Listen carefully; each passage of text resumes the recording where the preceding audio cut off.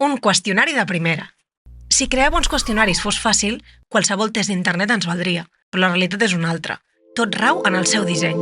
Així que, primer de tot, què diantres volem mesurar? Aquesta pregunta, que sembla de resposta ràpida, en realitat té molta molla. Pensa-ho, hi ha un munt de teories sobre la personalitat.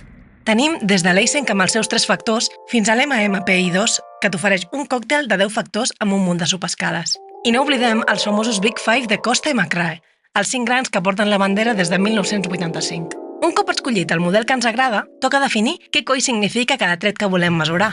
Que ets extrovertit? D'acord. Però això què implica? Tenir un sac d'amics o ser l'ànima de la festa? Afinar aquests detalls és vital per no acabar amb un qüestionari que mesuri el que no toca. Triar les preguntes. Quines preguntes posem al sac i quantes en necessitem? Primera regla del club de la creació de qüestionaris.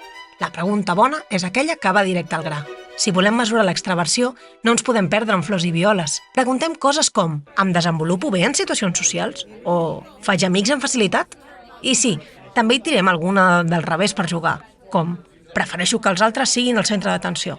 Cap pregunta estranya ni embolicada, Curtes i senzilles, que fins i tot la teva àvia les entendria. I el qüestionari, doncs, ni massa llarg ni massa curt, que tingui prou material per cobrir el que necessitem, però sense que sigui un rotllo que faci fugir a la gent. Recorda, un qüestionari interminable pot ser tan útil com un paraigua foradat. Depenent del terreny on juguem, ajustem la mida.